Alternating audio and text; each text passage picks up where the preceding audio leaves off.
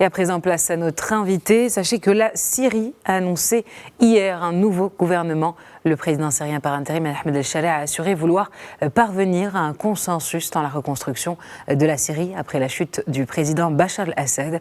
Le nouvel exécutif syrien compte 23 membres sans Premier ministre. Et pour parler plus en détail de l'annonce de ce nouveau gouvernement syrien, nous prenons la direction de Montpellier pour retrouver Fadi Dayoub, activiste syrien et directeur de l'organisation Local Development and Small Project Support. Bonjour.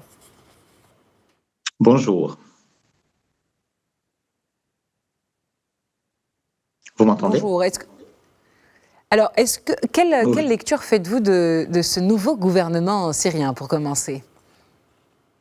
Déjà, il faut resituer l'étape. En fait, le gouvernement est venu après la déclaration constitutionnelle et avant aussi la constitution d'un conseil législatif qui sera nommé par un tiers, selon la déclaration constitutionnelle, par un tiers par le président intérimaire et par 2/3 par une commission que lui va nommer aussi.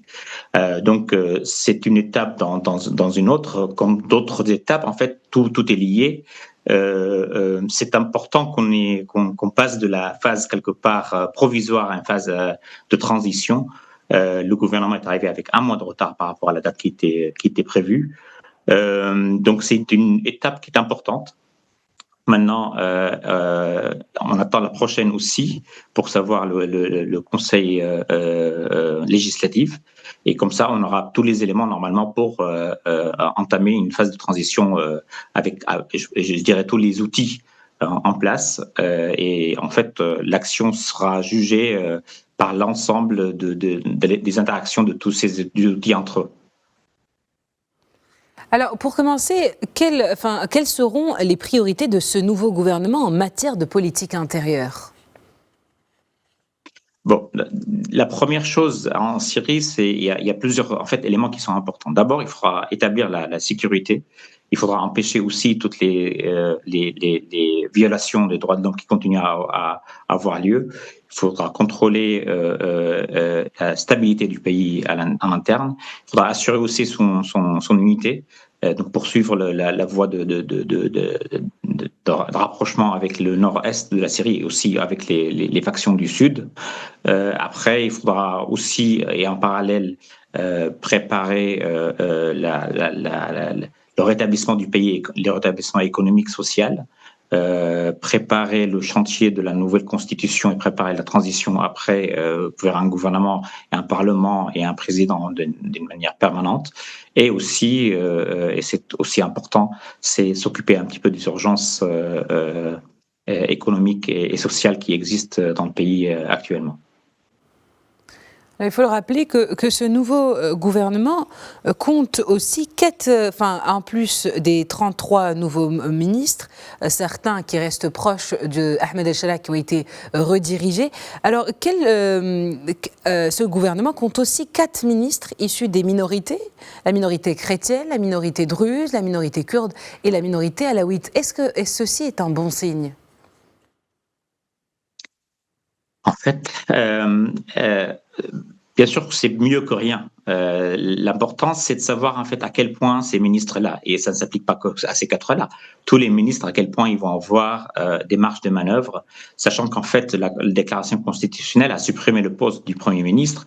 Donc, c'est le président par intérim qui dirige directement le gouvernement. Donc, à quel point cette relation directe avec M. El-Sharaa va permettre à ces ministres d'exercer un vrai pouvoir sur les ministres qu'ils contrôlent.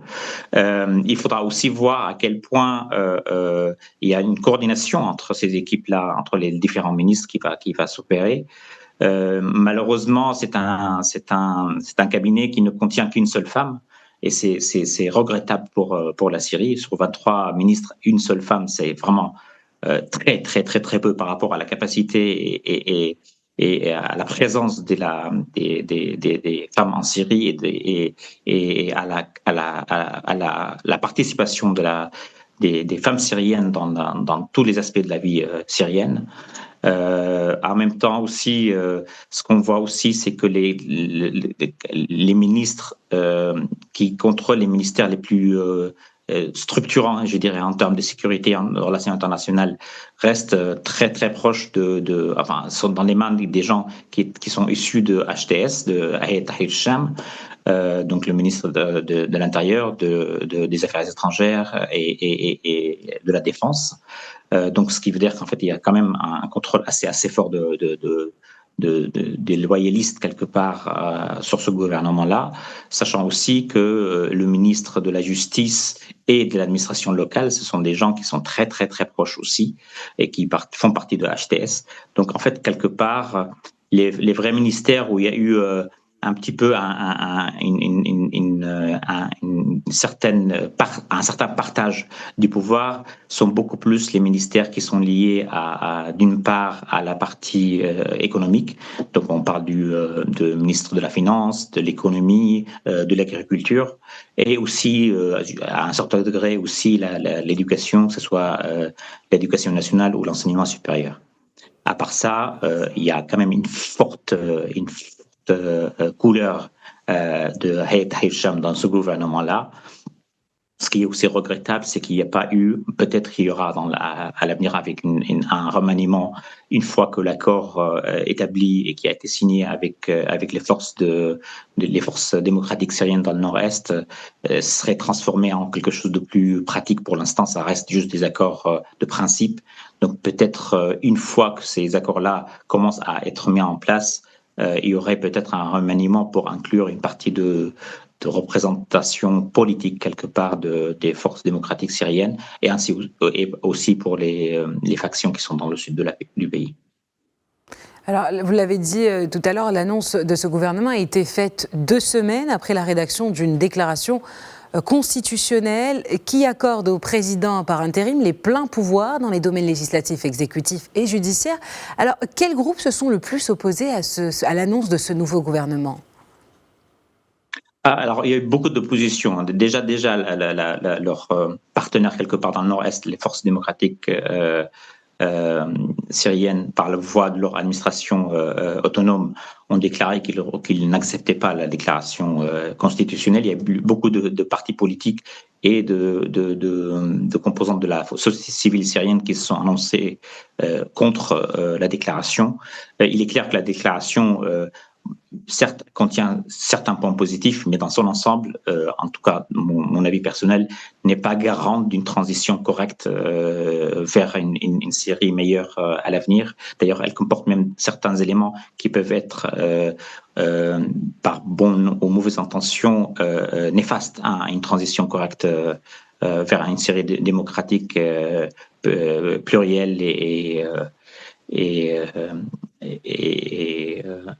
basé sur la notion de la citoyenneté. Eh bien, merci Fadi Dayoub pour toutes ces précisions. Je rappelle que vous êtes activiste syrien et directeur de l'organisation Local Development and Small Project Support. Merci à vous.